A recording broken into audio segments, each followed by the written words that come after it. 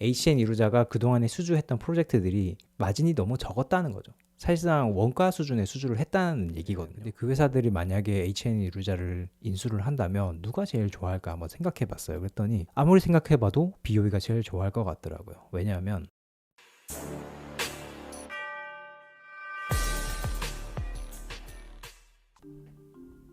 안녕하세요. 키포스트 안석현입니다. 오늘은 좀 무거운 얘기를 좀 해보겠습니다. 디스플레이 장비 투자가 거의 절벽이란 얘기는 다들 아실 텐데요. 오늘 말씀드릴 HN 이루자라는 회사는 삼성 디스플레이 핵심 협력사 중에서도 핵심입니다. 그런데 최근에 매각설이 나오고 있어요. 그래서 오늘은 제가 그 연원을 한번 따져봤습니다. HN 이루자가 최근에 사람들 입에 오르내린 거는 삼성 디스플레이 8.6세대 투자 때문인데요. 8.6세대 투자에서 가장 중요한 증착 장비는 여기 보시는 것처럼 생겼습니다. 말이 증착 장비지 사실상 하나의 큰 클러스터인데요. 이 중간에 이렇게 포크처럼 생긴 거는 로봇 팔입니다.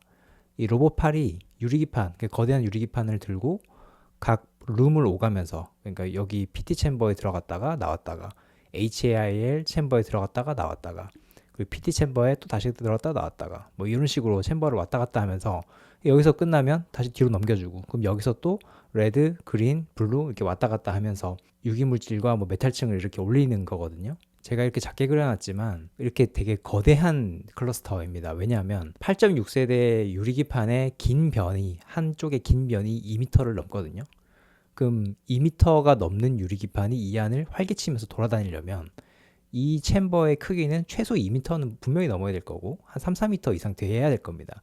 사실은 저도 이거 실제로 본 적은 없습니다. 그냥 개념적으로만 알고 있는데, 그럼 이놈이 한 3, 4m 이상 되고 이놈도 각 2, 3m, 3, 4m 이렇게 될 텐데, 이런 것들이 지금 여기서부터 여기까지가 처음부터 끝까지 챔버가 한 40개쯤 된다고 해요. 그러니까 이게 삼성 디스플레이 기준에서 8.6세대 투자를 할 때, 그러니까 투스택 텐덤으로 투자를 할 때 한 40개 정도 된다고 하거든요. 근데 이거는 7.5K 기준이고 곱하기 2, 그러니까 월 15,000장 투자를 하려면 한 80개쯤 들어가야 된다고 하는 거죠. 그러니까 이거는 사실 회사들마다 어떻게 투자하냐에 따라 다르기 때문에 일률적으로 적용되는 건 아닙니다. 어쨌든 삼성 디스플레이 기준으로는 한 80개쯤의 챔버가 필요하다.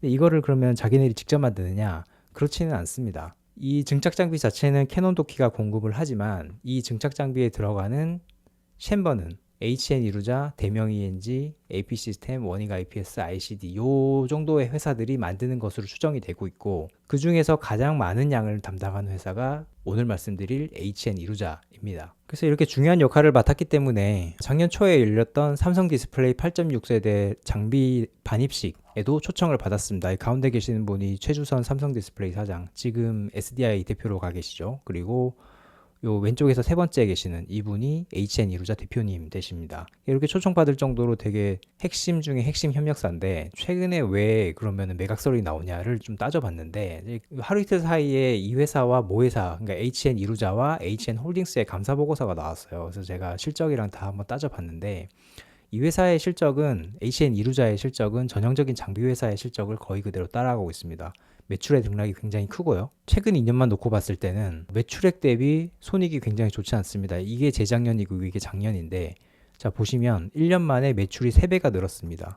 1132억에서 3120억이 됐죠. 그럼 매출이 이렇게 보통 늘어나면, 다른 소부장 회사들도 마찬가지지만 매출이 3배 이렇게 늘어나면 영업이익도 큰 폭으로 뛰거든요. 근데 이 회사는 444억 적자에서 37억 흑자로 전환하는데 그쳤습니다. 그러면 적자에서 흑자로 전환된 게 어디냐라고 하시겠지만, 이건 또 뜯어볼 면이 있습니다. 왜냐하면 여기 보면 대손삼각비 환입분이 있는데, 이 대손삼각비는 내가 고객사에 제품을 공급을 했는데 그 대금을 받지 못할 거에 대비해서 쌓아놓는 돈이거든요. 그 대손삼각비는 기본적으로 마이너스입니다. 마이너스인데 여기 보면 그 마이너스에 다시 마이너스를 씌워놨죠. 이 괄호가 마이너스라는 의미거든요. 그 말은 이거는 플러스라는 뜻입니다. 그래서 129억 원의 대손삼각비를 더했을 때 영업이익이 37억이라는 얘기거든요. 그러면 쌓아놨던 대손삼각비 환입이 없었으면 작년도 마이너스라는 뜻이죠. 그 이상합니다. 왜 매출이 3배나 늘었는데 아직도 마이너스냐? 그렇게 봤을 때 제가 다른 장비 회사들하고 한번 비교를 해봤거든요. 기본적으로 HN 이루자는 매출 원가율이 너무 높습니다. 여기는 보면은 매출액 대비 한 93% 정도 되고요. 재작년에는 거의 98% 정도 됩니다. 매출액에서 매출 원가를 뺀 다음에 거기에 판관비를 뺀 게 결국에 내 손에 쥐는 영업이익이 되거든요. 근데 매출 원가가 매출액의 한 90% 이상이 돼버리면 아무리 판관비를 줄인다고 해도 영업이익이 남을 수 있을까요? 그럴 수 없죠. 그 말인즉슨 HN 이루자가 그동안에 수주했던 프로젝트들이 상당 부분 마진이 너무 적었다는 거죠. 사실상 원가 수준의 수주를 했다는 얘기거든요. 뭐 말 그대로 매출하고 매출액이랑 매출 원가가 이렇게 차이가 나지 않으면 원가 수준의 수주했다는 거 말고는 달리 설명할 길이 없는 거죠. HN 이루자의 실적이 이렇다 보니까 모회사, 그러니까 지주사거든요. HN 그룹의 지주사인데 HN 홀딩스의 실적도 좋을 수는 없습니다. 재작년에 영업수익이 28억이고 작년에 129억이 됐는데 뭐 적자 흑자를 왔다 갔다 하면서 굉장히 좀 혼란한 상황입니다. 근데 어떻게 생각해 보면 뭐 우리나라 반도체 디스플레이 장비 업종이 언제는 그러면 뭐 매출이나 영업이익 스테디했나, 늘 그런 거 아니었어? 플럭쉐이션이 굉장히 심한 업종인 거는 누구나 다 알고 있습니다. 그것 때문에 그럼 회사가 매각설이 나왔다고 라고 생각할 수 있거든요. 그래서 제가 좀 더 안해를 들여다봤는데 결국에는 이것 때문인 것 같습니다. 보시면 HN 홀딩스, 그러니까 HN 이루자의 모회사가 2021년에 교환사채를 발행을 했는데 이게 1,000억 원 규모였습니다. 1,000억 원. 이렇게 큰 돈을 어디에 투자했는지는 사실 잘 좀 저도 의문인데 어쨌든 이렇게 1,000억 원의 교환사채를 발행을 했어요. 근데 교환사채라는 게 돈을 빌려주고 만기가 됐을 때, 만기가 2028년인데 만기 때 채권자가 돈으로 돌려받을 수도 있고, 그러니까 원금을 돌려받을 수도 있고, 아니면 그때 봐서 상대 회사에 주식으로 받을 수도 있습니다. 그러니까 채무자 입장에서 보면 2028년도에 내가 돈을 갚을 때가 될 시점에 이 회사가 만약에 돈으로 받지 않고 내 회사 주식으로 가져간다 이러면 나한테는 지금 당장 현금이 나갈 게 없잖아요. 물론 내 지분율은 굉장히 희석이 되겠죠. 하지만 당장 내 현금 출혈이 없기 때문에 굉장히 어떤 유리한 조건이긴 하거든요. 근데 그렇게 되기 위해서는 조건이 있습니다. 뭐냐면 채권자가 만기일까지 기다려줘야 되겠죠. 만약에 만기일 전에 야, 나는 이때 2028년까지 못 기다리겠으니까 그냥 지금 내 원금이랑 이자 주라 라고 할 수가 있거든요. 그런 걸 보통 풋옵션이라고 합니다. 조기상환 청구라고 하죠. 풋옵션 조건들이 있는데 이 회사는 보면 2024년도에 풋옵션을 행사할 수 있게 해놨습니다. 그리고 그러면 어떻게 되죠? 1,000억의 교환사채를 발행을 했는데 나는 2028년까지 기다렸다가 그때 주식으로 가져갈 줄 알았더니 당장 2024년도에 원금을 내놓으라네? 그럼 돈이 있을 수가 없겠죠. 최근에 영업 상황을 봐도 아마 돈이 있을 수가 없을 겁니다. 그래서 여기 보면 감사보고서에 설명이 나와 있습니다. 작년 4월 2일에 채권자가 조기 상환을 해달라고 요청을 했고, 근데 그거에 대해서 한 달 내에 상환을 하지 못했어요. 한 달 동안 갚지 못했다는 겁니다. 당연하죠. 최근에 뭐 영업 상황이나 이런 거 보면 당연하겠죠. 1,000억 원이라는 돈이 갑자기 생길 리가 없잖아요. 그래서 상환을 못했고, 그래서 채권자와 채무자, 그러니까 HN 그룹하고 채권자 사이에 별도의 합의서를 작성을 해서 11월 30일까지, 그러니까 작년 11월 30일까지 이 채권의 유예기간을 뒀어요. 근데 그 기간 동안에 교환권 대상 회사의 매각 절차를 진행을 했다라고 써 있습니다. 교환권 대상 회사라는 건 교환 사채가 만기가 됐을 때 원래 받으려고 했던 회사의 주식이거든요. 이 교환의 주체는, 그러니까 교환 대상은 꼭 HN 홀딩스일 필요는 없습니다. 계열사 주식이어도 돼요. 그래서 제가 더 뒤져봤더니 실제로 행사 대상 주식이 HN 이루자가 되어 있더라고요. 그러니까 행사 대상 주식을 제외한 일부는 또 담보로 제공이 돼 있다고 돼 있죠. 그래서 아마도 작년부터 HN 이루자의 매각설이 나왔던 거는 조기 상환 청구 대금을 마련하기 위해 HN 홀딩스에서 아마도 HN 이루자를 매각을 타진을 했던 것 같습니다. 근데 지금까지 매각을 되지 않았던 걸 보면 이 뒤는 어떻게 되고 있는지 모르겠지만 지연 손해금이나 이런 것들이 좀 더 쌓이고 있지 않을까 싶은 생각이 듭니다. 그럼 이렇게 생각할 수도 있죠. 아니 뭐 HN 홀딩스의 회사가 HN 이루자밖에 없는 것도 아니고 다른 회사가 벌어서 갚거나 아니면 다른 회사를 매각해서 갚으면 되지 않을까 싶지만 HN 홀딩스의 계열사가 이렇게 4개가 있거든요.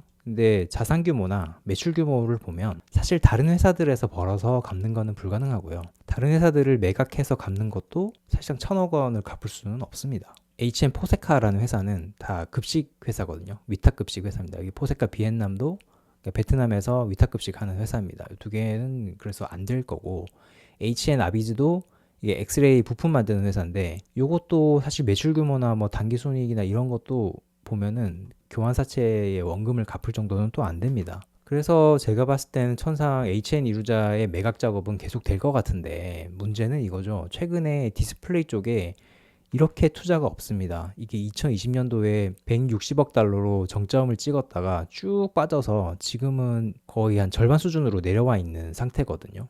그나마도 이제 LCD는 투자가 거의 끝났고 내년과 내후년, 그러니까 올해와 내년에 LCD 투자 끝나고 나면 이제 OLED 하나로 이제 버텨야 되는 상황입니다. 아마도 이것도 거의 다 중국에 의존되는 양이 아닐까 싶은 생각이 드는데, 그래서 HN 이루자가 매각 작업을 한다고 해도 국내 회사에 매각될 가능성은 높지 않아 보입니다. 왜냐하면 삼성전자 자회사 중에 세메스라고 하는 회사가 있거든요. 이 회사는 반도체 장비도 하고 디스플레이 장비도 하는데, 이 회사 역시나 몇 년 전에 디스플레이 장비 사업을 매각하려고 했다가 실패했던 사례가 있어요. 지금 국내 디스플레이 장비 업종 중에서 HN 이루자 정도 규모 되는 회사를 인수할 여력이 있는 회사는 거의 없을 겁니다. 그러면 결국에는 중국에 매각될 수밖에 없는데, 그거는 우리한테 타격이 크죠. 왜냐하면 HN 이루자가 삼성 디스플레이의 핵심 협력사라서 그렇습니다. 아까 이 앞에서도 설명드렸지만 캐논 도키가 공급했던 이 거대한 클러스터 OLED 증착 장비에 이런 웬만한 챔버들은 거의 HN 이루자의 손을 타서 만들었거든요. 이 회사는 삼성 디스플레이 OLED 라인의 레이아웃이나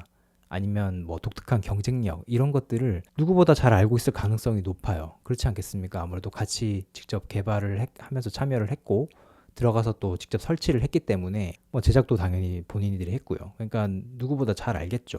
거기다가 삼성 디스플레이가 HN 이루자를 그동안에 좀 스퍼터 국산화 관련해서 되게 육성했던 회사라서 이 스퍼터 물량을 100% 독점하고 있습니다. 삼성 디스플레이가 쓰는 스퍼터를. 그래서 스퍼터 관련해서도 만약에 이 회사를 인수하면 당장 경쟁력을 다 가질 수가 있겠죠. 그리고 삼성 디스플레이가 작년에는 PECVD까지, 그러니까 어플라이드 머티리얼즈에서 사던 PECVD를 이루자를 통해서 한번 국산을 해봐야 되겠다. 이런 것도 시도도 했었습니다. 물론 이게 뭐 성공은 못한 걸로 제가 알고 있는데, 그러니까 8.6세대 OLED에 스퍼터에 PECVD까지 요런 요소들을 생각하면 이 회사가 만약에 중국에 넘어간다? 이거는 안 될 일이죠.